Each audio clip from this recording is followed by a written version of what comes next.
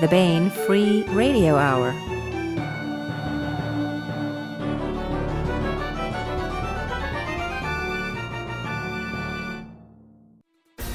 On the podcast, Freemasonry revealed as centuries-long conspiracy to obtain milk from the Big Dipper.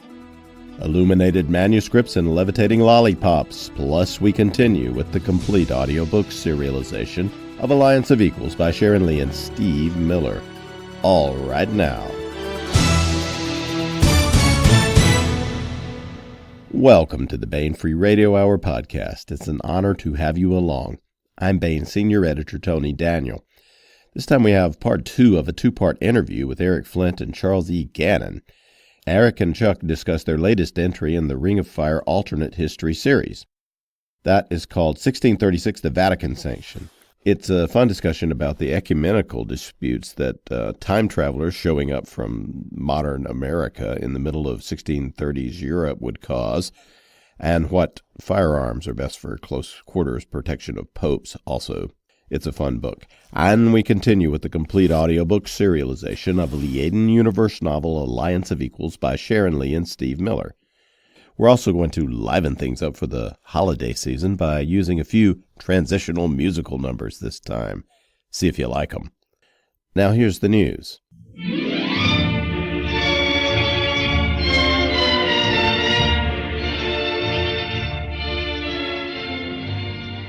Hey, we have a great omnibus collection this month. It's Volume 3 and completes the absolute and total reissue of Susan R. Matthews' Under Jurisdiction series.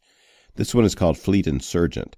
Fleet Inquisitor and Fleet Renegade collected the first 6 books in the series, and now Fleet Insurgent collects the novellas Susan has written that are set in the Under Jurisdiction series. They're all centering on former Fleet Inquisitor Andrew Kosciuszko, who rebels against the totalitarian jurisdiction Star Empire to free the slaves of Empire. Fleet Insurgent contains 2 all-new novellas, by the way, so if you have these 3 volumes plus Under Jurisdiction novel Blood Enemies, which came out this year, you'll have everything up to date on this wonderful star-spanning space opera series.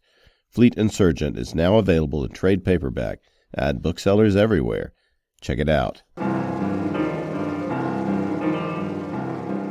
This is part 2 of a 2-part interview with Eric Flint and Charles E. Gannon discussing 1636, the Vatican Sanction. Part 1 of the interview can be found on last week's podcast.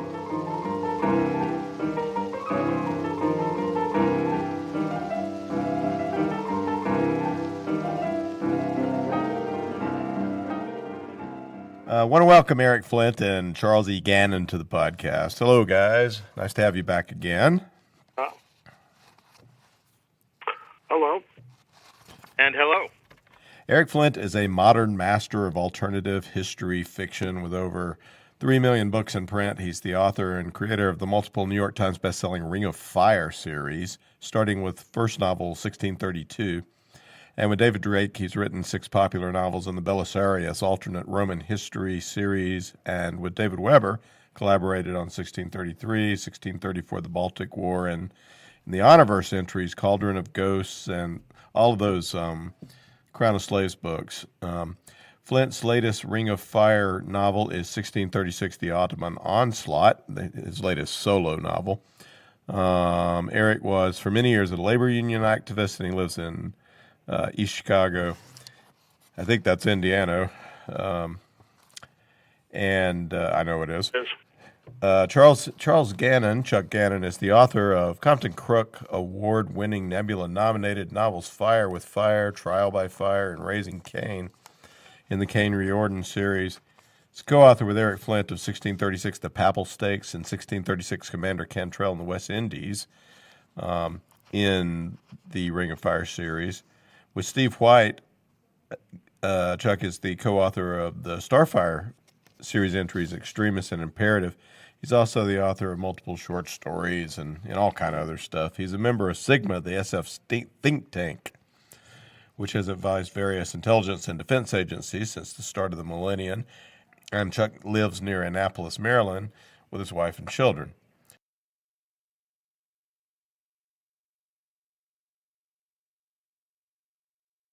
So, so you've got we're trying to get Urban right now, and some various Vatican or at least Borgia sent Rome sent assassins are after him, and then we have Pedro Dolor, who is incredibly clever, and that, I mean, part of the fun of this is how is his moves, especially because he's up against somebody who's really smart in Sharon Nichols, right? Well, he's up against a bunch of very skilled people. Yeah, and it's also Rui Sanchez more than Sharon. Who Sharon's married to. Character. Yeah, Sharon's a major character in Vatican Sanction, and will continue. In fact, in many ways, she's sort of the central figure of, especially where we're going to be going from here. But when it comes to issues of security and the martial arts, we'll call them, it tends to be her husband, Rui, who's has much more experience than she does. But she's figuring out who they're up against, right? The way it breaks down in the book is that if you want to think of it this way, chief of intelligence and counterintelligence on site is Rui. He has huge amounts of experience from that. Just given the fact of his role vis-a-vis Bedmar, this would be a major part of what he did, and so he's not overburdened. We have another historical character there, Owen Roe O'Neill, who is essentially on the sort of, if you're talking about people carrying guns in units, performing, if you will, the kind of the duties that you would associate with a larger armed guard with various tiers of defense. That's sort of how that split goes down. And you were saying that Dolor is working for an entire different. It sounded like you were moving there, Tony. Is that what you were saying? Yeah. Just expand as far as we can without spoiling anything. Well, one of the things that I think we can say is that the attitude of Spain towards Borgia is that of if you were a parent and you had a kid who went around burning down houses, tipping people's cows, and shooting their dogs, you can't disown your child, but damn it, you'd wish if somebody could stop it. And but the king himself, of course, can't be involved, and wouldn't necessarily support it overtly. But there's, of course, somebody directly next to the king who historically didn't trouble himself all the time with making sure that he got the approval of the crown before he took highly significant action on behalf of the crown, and that is, of course, Bolivares. And essentially, we learn at the beginning of the book, and it's consistent with what we know from the end of Papal Stakes, that Pedro Dolor is essentially Olivares' agent. And so Olivares basically has given Pedro a mandate which essentially boils down to this. It is important that Urban dies. Urban is not good for us. But it is important that Borgia is blamed for it, which means it's good that Borgia has an assassination team in place. The question is, will they succeed? There's a great deal of doubt regarding that. And essentially, you've got Pedro Dolor put in as a kind of backup ringer, a person who is there to try to make sure that somebody else does the job, and if not, that he'll do the job, but in such a way that it would be assumed to be part of the people who are directly attributable to Borgia's motivations. Yeah, the problem, and this is set up all the way back in canon law, Borgia's coup d'etat was not sanctioned by the Spanish crown. They didn't realize what he was doing. Now, he is himself Spanish, and he's a major figure in Spanish politics, and he's certainly a major figure in the reactionary wing of the Catholic Church at the time. So once he carries out the coup at the end of canon law, the king of Spain and Olivares, who's his chief minister, don't feel like they have any choice but to back him. But they're not happy with him. I mean, this is not something they planned. And so he's presented them with a really kind of awkward situation all the way around. So on the one hand, they have to back him. On the other hand, they want to be able to keep a definite arm's distance away from him, especially when he's a bloody son of a bitch. I mean, he I have such he really is. I mean, he's carried out a purge of the Catholic Church that never happened in history. I mean, there were splits and plenty of conflicts in the Catholic Church, but this is the first time in the history of the Catholic Church that you had an actual massacre of cardinals. Quite a few of them. And this is a period where Spain is very powerful. I mean, we might think Spain, secondary European country now, but No,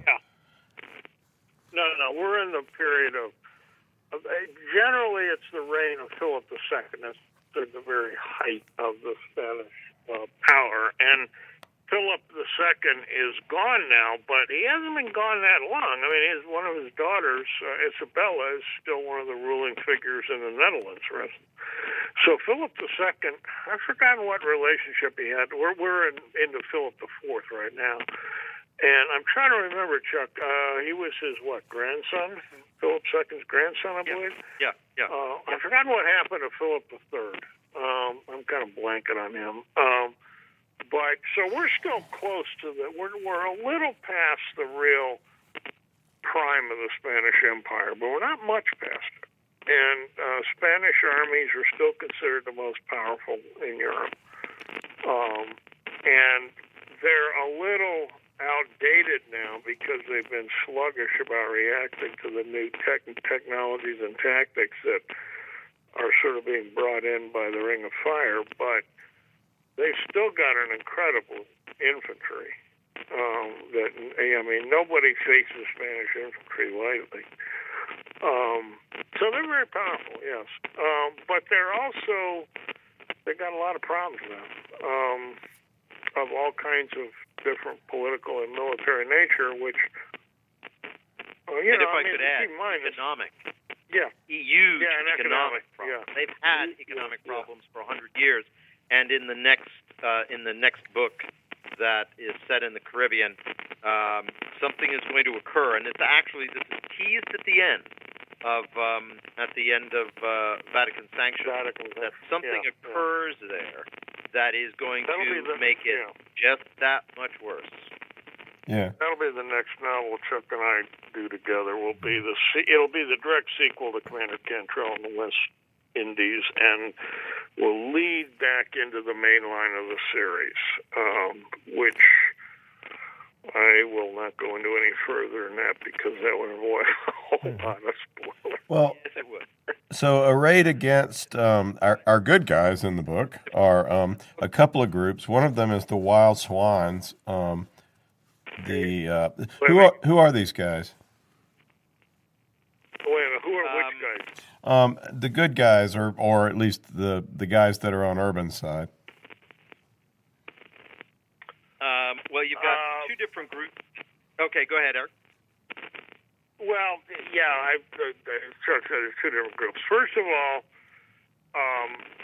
the U.S., the United States of Europe, and specifically the Americans, who are a very, very small percentage of the population, but very influential, are very closely tied to Urban now.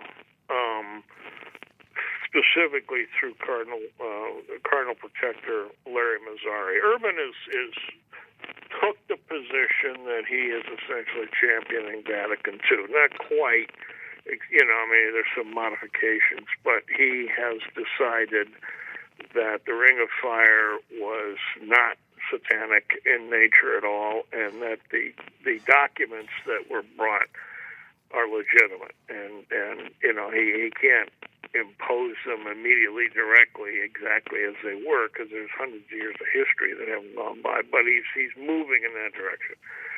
And also, he is a very lame duck pope. And Borgia, Cardinal Borgia, doing the exact opposite. And that split, we haven't seen it yet, but that split's going to go all through Europe. I mean, different branches of the Catholic Church, as we will see in later novels, the Polish Catholic Church is backing Borgia almost 100%. The French, as they usually did, were playing their own game. The Spanish, of course. Anyway, never mind. I'm not going to go into that. But you've got the USC and the Americans backing Urban, and you also have a very influential and powerful, a whole lot of cardinals and other prominent figures of the Catholic Church are not happy with Borgia. So, for instance, the Father General of the Jesuits, Inky, is supporting Urban. And on the other hand, there's a split within the Jesuit order, too, which you don't see much of that in Vatican Sanction. That'll come up in later books. But there's a whole lot of different things going on. So part of what happens is that you've got forces within the Catholic Church that are supporting Urban. And, it's hard to go much farther without getting into spoilers. But well, let's talk about the soldiers and such, which includes the Wild Swans, right? They're sort of the Vatican Guard. Wild geese. One thing I was going to Doggies. Yeah. Yeah. One of the things that's happened is that the Habsburg family, which is the most powerful family in Europe, has now three branches. In real history, they had two. The Spanish and the Austrian empires were ruled by Habsburgs, who were basically cousins. And now you have the Netherlands ruled by a different branch of the Habsburg family. And the Netherlands and Austria are quite close, and they're getting further and further distant from Spain. So you've got a division within the Habsburg family that's getting pretty sharp. And that division is also reflected in which branch of the Catholic Church they all support. Because the Netherlands and Austria tend to support Urban, but nobody wants to have this come out all the way into open warfare, civil war among the Habsburg. Everybody's trying to stay away from that, but there's a lot of conflict there. So it's a very complicated political situation. And that third branch is further complicated by the fact that third branch is actually fundamentally now founded on a fusion between the two different branches, because the wife there is from the Austrian branch of the Habsburgs, and Fernando, who is the younger brother from the Spanish branch of the Habsburgs. This creates a very, very difficult position for all concerned. Tony, you were asking about the soldiers? Yes. Oh, so as I take it that you mean the soldiers, for instance, the ones that we see protecting the Urban 8? Yeah, definitely. Okay. So really briefly on that one, you've got the locals who are placeholders. They're not going to probably do much when it comes to a seriously skilled and even moderately well-planned assassination attempt.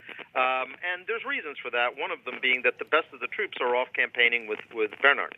Bernard, the new Duke of Burgundy, is off grabbing land, which, frankly, it's totally in his nature to do so.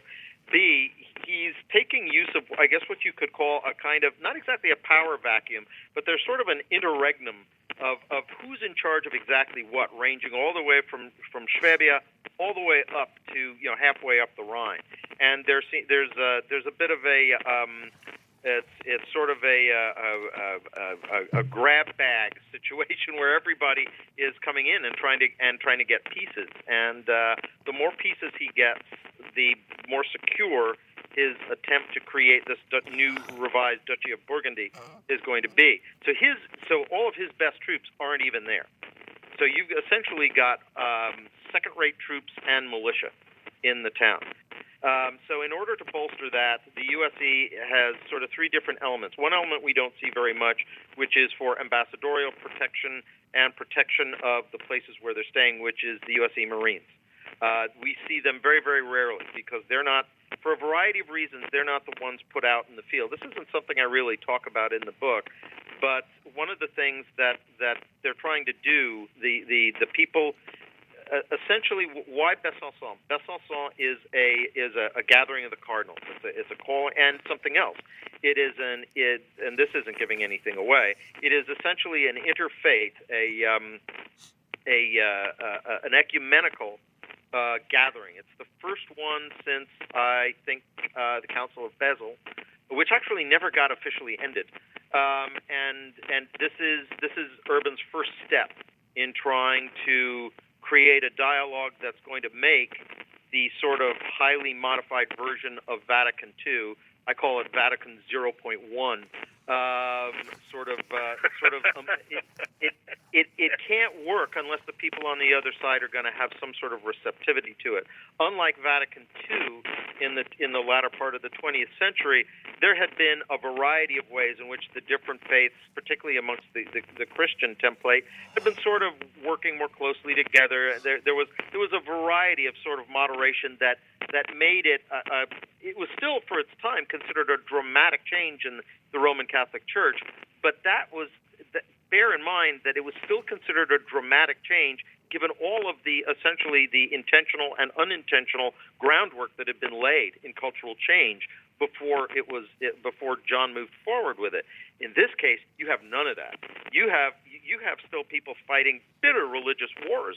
The sequelae of the 30 Years' War, the Reformation, Counter-Reformation sort of headbutting, is still being played out in places. And it is into that environment where Urban is going to have to say, we've got to create a basis of conversation. So he calls what will ultimately be called the Council of Besançon in an attempt to create just an environment in which people can talk. People across the faiths can talk. That's his motivation. Now, that's the reason that the USE Marines are chosen for essentially embassy protection. Because if you put somebody on the streets of Besançon in the uniform and the livery that's associated with the USE, that basically, it's going to be too easy for people to point at this and say, "Oh, this is staged. This is theater. This is just a political initiative that Gustav has made happen." And we can tell that by who's running the show. So they're off the streets. What you're left with are the wild geese, who are, by the way, every single one of the wild geese, down to the smallest foot soldier. This may freak you out a little bit. Are historical. There's a book I have literally sitting in arm's reach for me called Wild Geese in Spanish Flanders, 1582 through 1760 by I believe a Jesuit by the name of Jennings, Father Jennings, which went back and it found all the correspondence between Isabella and Olivares and the king, Philip IV.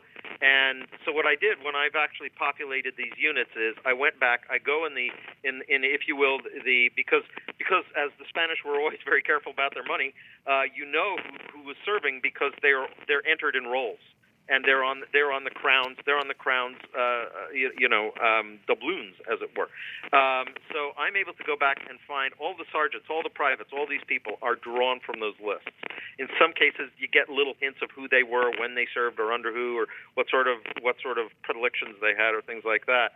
And those are the ones who are the ones you see the most. And they would, in a sense, be the most neutral. They're not wearing anybody's livery, really. And they have been chosen at the end of the papal stakes to wear the colors on their arms of the new papal guard. Until a new papal guard can be essentially reconstituted and stood up, because all of the papal guard was essentially all of them were killed. This is done by my collaborator who claims he doesn't like bloody hands at the end of canon law. So Urban asks this group of Irish. They're Irish mercenaries, but not in the way you think. They have been mercenaries for the Spanish Flanders, which is Spanish lowlands, since about 1580. They started going there, and the English made it possible because any Irish Catholic not in England was one less. Any Irish Catholic soldier not in Ireland was one less for the Brits to fight.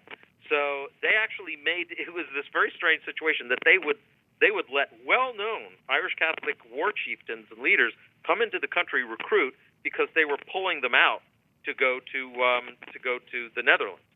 Which made the Irish situation that much more controllable for the English. So you've got a bunch of historical characters there, and they, like I said, are sort of they're the folks you'd see in the field. They're the folks on the street. They're the ones who are the most visible. There is a smaller second unit of something called the Hibernian Battalion, and they were established early on by what's Weber's first, not David Weber, but the what was his name? Weber. The one who did Christopher Weber. Did a really amusing and wonderful, and I think a really important, I guess it was a novelette or novella called The Company Men, in which we have this mercenary group that is led by an Irishman and an Irish Protestant, an English Protestant and an Irish Catholic, and you can imagine the banter that ensues. The Englishman, in addition, is an absolute devotee of almost all things uptime, particularly movies, and quotes lines, for instance, from Kelly's Heroes, if you can believe that, which I love. I mean, it's just some beautiful stuff in there. And out of that grew this. I saw this and I said, they have the uptimers have the group under Lefferts, the wrecking crew, as kind of in the original sense of the sort of Balkan and South African sense of the word, they're commandos. They are not professional soldiers, but to some degree that's their advantage. They are about unconventional warfare, getting in around the, if you will, the corners and getting in the cracks and getting the job done. But it struck me as I was going on that you don't have enough Americans to actually, you don't want, when you've only got 3,000 so Americans left running around, if you put them in the line, they're not really going to last very long. So it stood to reason that they would want an elite conventional formation, sort of like a Merrill's Marauders or 75th Ranger Regiment or something like that. Well, Thomas North sees the opportunity for that and strikes up a sort of, let's say, an exclusionary contract with USC, or rather, because it's really not the USC, it really is Thuringia Franconia. So far more tied and responsible to national interests than Blackwater, but in the sense that Blackwater is sort of a dedicated, if you will, servitor of one nation's interests. So the same is the case with the Hibernians, and they are the ones who are in what you might call the elite situations. They provide the snipers. They provide close security. They're connected with heavy weapons. Yeah. And they have better guns, right? I mean, they have percussion caps. Well, they have much better than percussion caps. They have lever action 40-72s, 45-72s. These were Buffalo guns, actually. These are huge guns. They're lever action, but they ain't like the Rifleman Chuck whatever his name was, who was in the Rifleman, that TV show that dates me. No, not Chuck. No, Chuck Norris. Chuck Connors. No, Chuck Norris is the Connors. Connors. There you go. Connors. There you Chuck go. Connor. Chuck Connor. Yeah. There you go. It's not one of those little, Indian War carbines. That's not what we're talking here. These are, get hit with one of these, you will go down. Yeah. And they do have, you're right, percussion cap revolvers. So their ability for long distance combat and close in, CQC, close quarters combat is, and they're trained in it. That's the other thing. Giving people these tools is, if you give it to them with training, you probably are creating more of a potential for havoc amongst your own forces than for your opponents. But when you teach people fire discipline, how to work with superior rates of fire, maneuver, the combined arms approach to combat in general, movement and fire, and supporting fire, they are a small, but they're a very effective force. So I'm figuring you're asking that question because I have fun writing them. I know Baen readers love to read probably the stuff they do. And they're a ton of fun to write because it is this real fusion of 20th century thought, 19th century technology, and that are being executed by 17th century individuals. And that, I live for a moment like that. Yeah, and that's just cool, and the way the technology plays into it all as well. We have a setup. It is incredibly cool setup. Probably a good place to not go any further with the plot, but we got a pope. We got some really bad people after him. We got some really effective guys guarding him, and we have the fate of modernity within the Catholic Church at stake. So what? Obviously, we've been talking about some of the future projects that you guys have, of course, moved ahead with. What are you working on at present, and what do we have upcoming with Ring of Fire as well?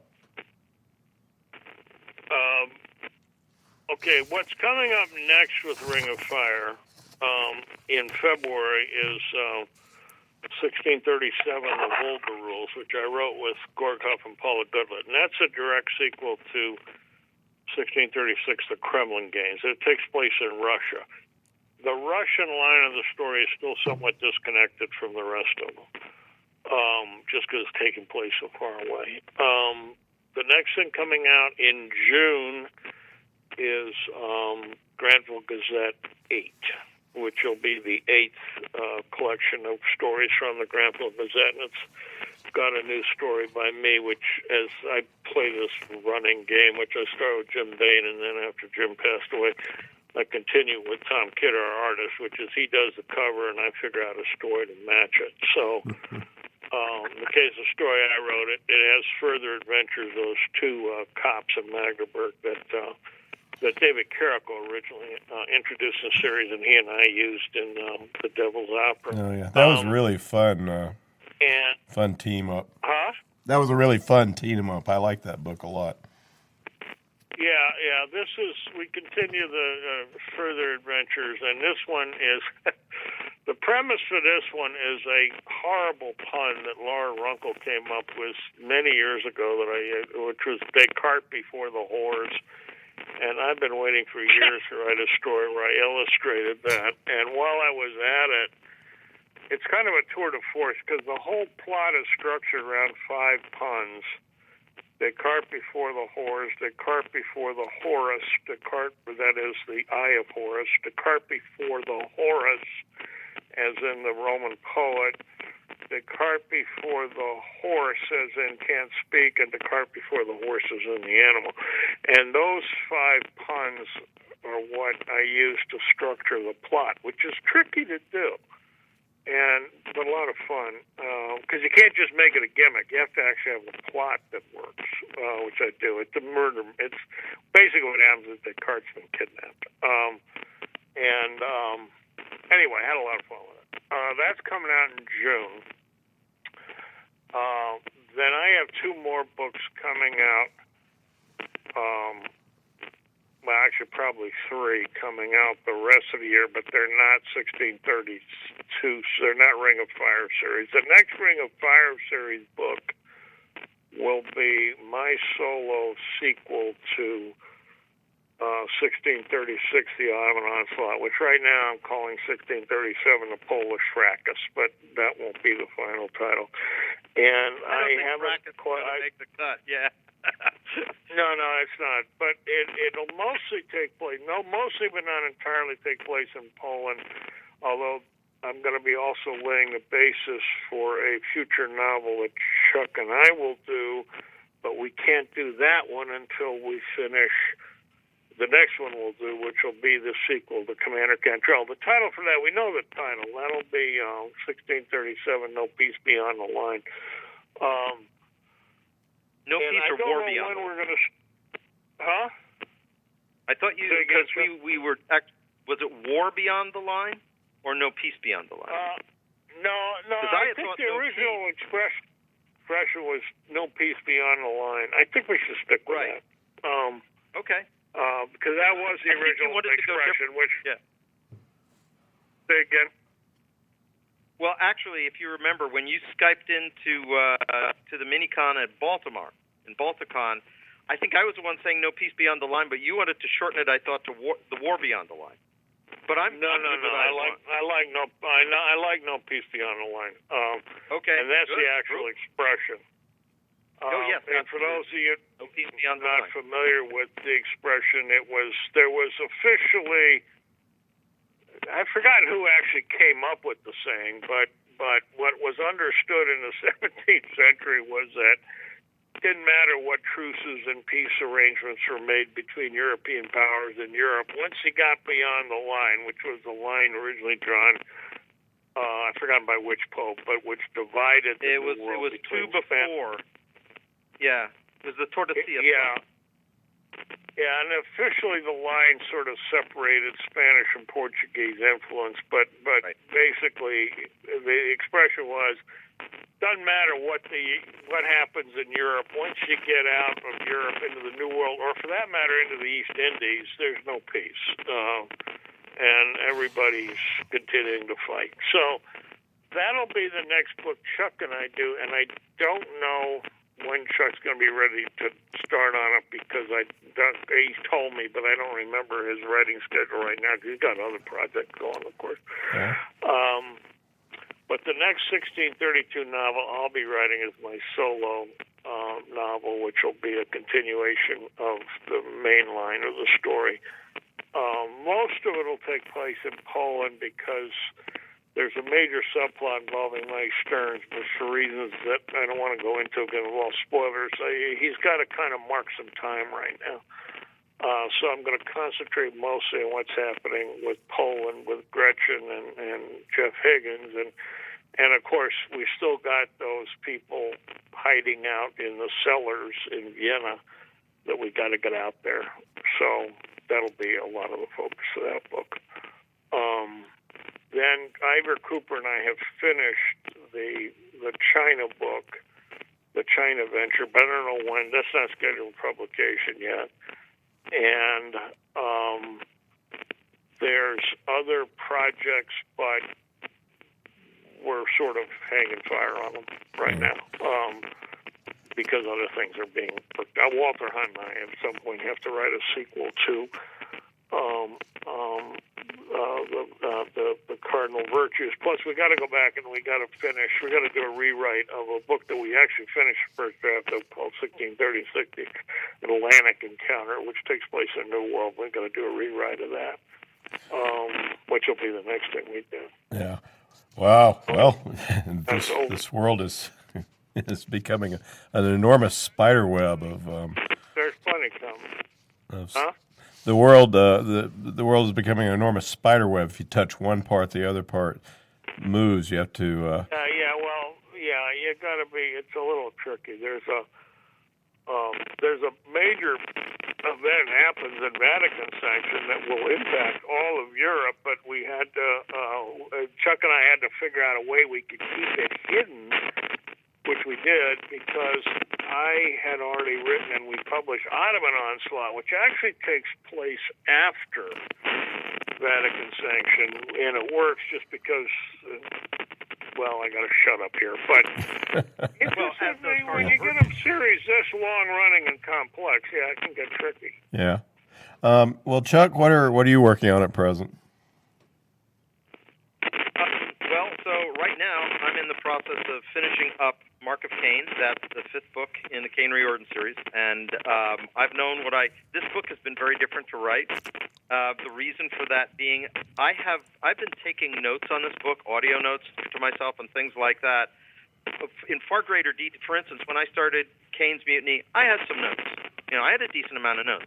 This one I had a huge amount of notes for, actually a huge amount of pre-writing done, because I've known what this novel was going to be. It's very different from the others in a whole bunch of ways, one of which is, if you go back and you look at the series, the Cain Riordan series, you'll notice that the amount of time that goes by between the end of book one and the beginning of book two is about 3.5 weeks. The end of book two to the beginning of book three is under 10 seconds.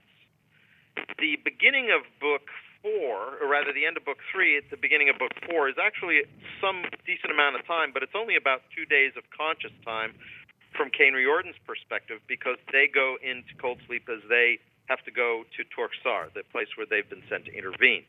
In this case, when the book starts, it has been 23 months. And I won't say what has happened in that period of time, but a bunch of things have happened. We know that Cain ends Cain's mutiny in a very, very uncertain and precarious position regarding Earth authorities and whatnot. And so when you're in those when you're in the first few chapters, you won't be disoriented, but you'll realize, wow, a lot has happened, and it takes us on a very different journey. It's the third book in what I've called the emissary arc. The first 2 books were the contact arc, which was first contact and then first war. That's generally 2 great flavors that go together. And then the next 3 are, I've always called the emissary arc, and they are essentially, when you think about it, at the end of book 2, what starts happening is, for a variety of reasons, Earth has to go and meet its neighbors. And in the third book, we meet finally the last neighbors we've really never seen in any sort of intimate fashion. It's always been sort of like the Wizard of Oz, people, who's behind the curtain, and that's the Dornani. And whatever people are expecting, I think I'm safe assuring them that they didn't see this coming. And that's all I'm going to say. I will say one thing about the end of this book, which is that the series turns 180 degrees around. That whatever that means, you're just going to have to wait and see. But wherever you thought it might be going, it ain't going there. So that's the one that I'm wrapping up right now. To answer Eric's question, when I'm ready to work again, that'll probably be February, I imagine. February, March, something like that. How's that work for you? Okay. Is that too soon for you? I got other things I can do. I mean, I assure you. If you need more time. Well, we'll let you guys work that out. The reason it's good is because I try. There was a long stretch between 1633 and the next mainline book, which was 1634, the Baltic War, and that's because I wrote both of those with David Weber, and David and I are so busy that trying to get us together to work on a book together is something we only do about every 2.5, 3 years, and when we do, we usually have to prioritize a book in his Honor Harrington series. So that's what happened there. So that was a 5-year gap, and I did that. You can't do that with a mainline book. So I like to have them come out every 2 years, or sooner even. And those were Eastern Front, Saxon Uprising. There was then a big gap between that and Ottoman Onslaught.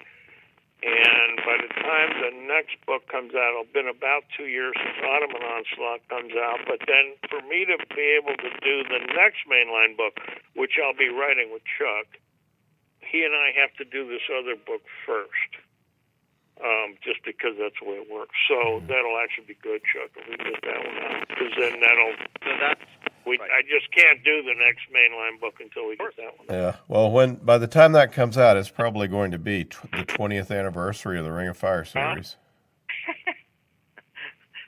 The first Ring of Fire, 1632, came out in February of 2000, so we're coming up to the 18th year since it came out. Yeah.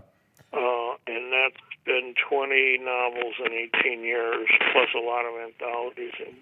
Yeah. So, And there's another Ring of Fire novel that I'm sort of working more in I guess you could say in the lead collaborator role with Robert Waters. We're doing Calabar's War, which is also set in the New World. He's a character that you see very briefly in the first Commander Cantrell novel. And this is his backstory, and it also takes us on a bit of a tour of other things going on in the New World, which is, of course, an incredibly rich environment, and in many ways is a place where you will, although technologically it's not as advanced, there's a lot of, I guess you could say, possibilities for political fluidity there, and that means it's a place where things can change fairly quickly, and that's therefore makes it a really fun spot to play in. Coming out next year, already done. It's been in the can for a while. is the next Starfire book, Oblivion, which I think which series fans will find very satisfying. And at some point, I have something that's a non-Baen book, so I'm not going to talk about that for very long. But it's an anthology set in the Kane Riordan universe, and it's actually something I'm doing as a Kickstarter, and which Tony is. We've spoken. There was some of the reasons to do it outside of Baen was that it's kind of its structure is very, very non-traditional, and I think its audience is going to be potentially. This is really for people who are already familiar with the series, so it's not a good entry point. And just a bunch of people, other authors, came to me and said, is this ever going to be a sandbox we can play in? And I kind of said yes, and so this is what's happening as a result of it. So that's coming out next year. That's cool. And that's a Kickstarter project that it's going to be an anthology of Kane Riordan stories. Right. Although Kane Riordan only shows up at one or two very brief moments in it. It's really one of my feelings about the series, as probably most people are familiar with it can tell, is that I'm really determined to try to make it immersive in the sense that if you close your eyes, you can feel like you were there. That's very near and dear to my heart. So one of the reasons why I was really interested and welcomed the idea of having other people come in. I don't know that I would do that with the main novels or anything like that, but certainly at the level of, if you've got one author working in a series, the whole world, the whole universe kind of gets imbued with that one author's voice, which is, I think, great perhaps for the main thread. But here I'm stealing from the best, Eric. I think it's the diversity of different authorial voices actually in a way makes a place feel more real because reality is not created from one artist's palette. It's as diverse as reality is. Yeah. So this was an opportunity to let other people come in, and what I said to them is find a place that wasn't developed or a question that was asked that wasn't answered, and go for it. So there's going to be a lot of, I guess you could say, the places where if you imagine the narrative as sort of a huge locomotive with a big light on the front, these are the parts that light would not have illuminated very long at all, that were just off to either side of the tracks. And I'm really, really grateful and excited because some of these stories are things I would have never even thought to write, and they have blown me away. So I'm kind of excited about that. And then when I'm done with all of that, I will be starting the first book in the Broken World Epic Fantasy. Oh, yeah, the Epic Fantasy series that you've long wanted to write. Well, that's very cool. Yep. Well, the book that is out right now in the Ring of Fire series is 1636, The Vatican Sanction, by Eric Flint and Charles E. Gannon. It's at booksellers everywhere. It's got a cool Thomas Kidd cover, and it's got a lot of fun stuff. Eric and Chuck, thank you so much for being with us and talking about the Vatican Sanction. Okay. Thanks for having us, Tony.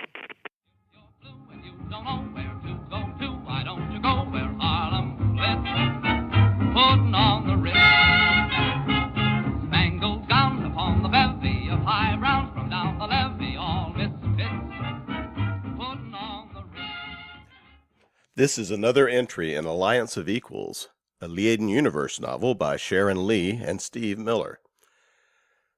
Beset by the angry remnants of the Department of the Interior and challenged at every turn by opportunists on their new homeworld of Surebleak and low on funds, Clan Corval desperately needs to reestablish its position as one of the top trading clans in known space. To this end, Master Trader Sean Yoskalen and Corval's premier trade ship Dutiful Passage is on a mission to establish new business associations and to build a strong primary route that links well with existing loops and secondary routes. But reestablishing trade and preserving the lives of the few remaining members of the clan aren't all of Corval's problem. Matters come to a head as Dutiful Passage, accustomed to being welcomed and feted at those ports on its call list, finds itself denied docking and blacklisting while agents of the DOI mount armed attacks on others of Corval's traders under the very eyes of port security systems. Traveling with Dutiful Trader on this unsettling journey is Paddy Yoskalen, the master trader's heir and his apprentice. Paddy is eager to make up for time lost due to Corval's unpleasantness with the Department of the Interior, but she is also keeping a secret so intense that her coming of age and perhaps her very life is threatened by it. And here is the latest entry in Sharon Lee and Steve Miller's Alliance of Equals. Chapter 19. Vivillon Prospero. The status lights were a scramble of plain nonsense. The blue light alone held steady, and on that Dov pinned his hope and his heart. Gods, what a tangle. The uncle insisted that the tree had seen ahead, leaving aside the questions, how far had it seen ahead and in what detail? Certainly to have foreseen the near death of his old body and their separate rebirths, which it must have done, or why 2 pods, neither ripe, and one for Aliana, given even before they had embarked on the Delm's mission. Had it then seen that the uncle would meddle with them, given the opportunity, and provided a cure for such tampering? The tree was a biochemist. It had been adjusting those of Corval to suit and serve itself better since Jella himself. Would it? I could not help but overhear your concern, the uncle murmured, interrupting this chain of speculation. Regarding Corval material making its way into my control, and your own unconscious collusion in this. I would put your mind at ease. Corval material has long been among my options. I had the sample from Contra herself, when her foster mother brought her to me, to be cured of the edit that had taken all the rest of her line. Dov looked away from the status board into the uncle's eyes. That's intended to reassure me, is it? The uncle smiled. You may find it reassuring that, though I have had free access to this material for such an amount of time, I have chosen not to use it. I applaud your wisdom. The universe is surely not ready for another Contra, never mind an Elen Taza in full. The uncle raised his eyebrows. I am desolate that I am unable to reassure you regarding the lack of Elen Taza in our universe, he murmured. After all, Tanjalir Institute maintained its own records and inventories. There was a thought to take the breath, but Dov found his attention elsewhere. A familiar whispering inside his ear, distracting him from his thoughts. An aroma so delicious that it was impossible, nearly impossible, to think of anything save how delightful a treat was his to claim. He shifted, trying to ignore, but that was foolishness. His mouth watering, he reached to his pocket. The uncle turned from his study of the board to stare down at him. What ails you? My pod is now ripe, he said, having it out of his pocket, his hand shaking with the need. Don't, the uncle began, but Dov shook his head. Necessity, I fear. I remain in the dark regarding the tree's plans and intentions. Prudence argues that I will experience an effect similar to Aliana's. His voice was shaking. He must partake of the pod, and soon. I would spare you the onerous task of carrying me, Dov continued. Let us place me in that dock now. The uncle nodded and turned to the second unit. Dov gave one last look at the status lights over Aliana's head. Blue light steady, the rest in a madcap state of flux. Well, he settled himself in the second dock and opened his hand. The pod fell apart with unseemly haste, and he must eat of it now. He must, or he would die. But he needed no such urgings. He ate, as quickly as he could swallow. An icy wave passed through him, freezing nerves, blood, brain. He fell back onto the pallet, with nary a sound, boneless as the dead. The uncle lowered the dock's hood and gazed up at the status board, expecting to see senseless readings to match those reported for Aliana Kalin. Nothing so confusing manifested, however. All lights remained steady, save a working light on the bottom tier. Queried for more information regarding its work, it reported a routine immune system check. The uncle frowned. Immune system check. And Davios Felium was Davios Felium, whereas Aliana Kalin. Spinning to the other dock, he stared up at the manic lights. All systems in flux. A terrible thought, surely an impossible thought, occurred to him. Even Corval's tree would not attempt. Well, after all, it could be checked.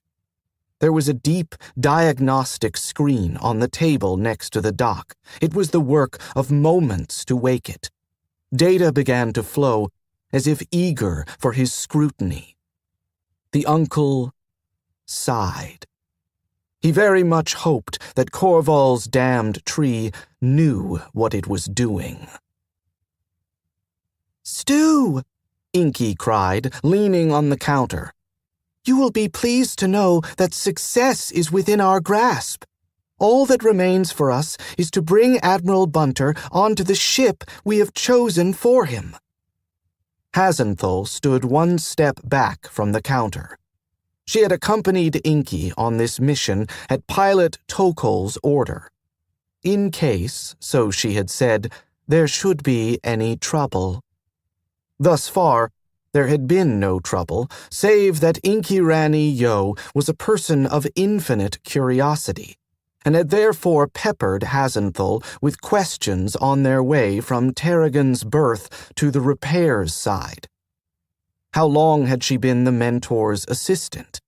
That was the first question, and had necessitated an explanation of her former working relationship with Tolly Jones. "Ah, loyalty!" Inky had exclaimed, and had gone so far as to extend a hand and pat Hasenthal on the arm. "He is fortunate in you, Pilot Has. We should all have such friends." She had gotten used to Inky's way of speaking over time, and though she had never dared a touch before, Hasenthal found that it scarcely annoyed her. Came another question, this regarding Tokol's past. But there, Hasenthal was able to offer nothing. "The pilot became known to me only because I was wounded, and she allowed me to be brought onto her ship to receive healing. Countdown had commenced, and she did not wish to delay her mission. She made the necessary clearances, and I was attached to her." "Ah, I see. You know, there are not so many free AIs in these days, and those who remain untaken by hunters tend to be old and mobile and very subtle. A design such as we see in Pilot Tokol, she might have been built yesterday." Inky sighed. "A beautiful and gracious lady, to be sure. I am pleased to have made her acquaintance, and I very much hope that she is every bit as wily as she is beautiful." They came to the corridor that led to repairs, and followed it round, the air growing slightly colder as they went on.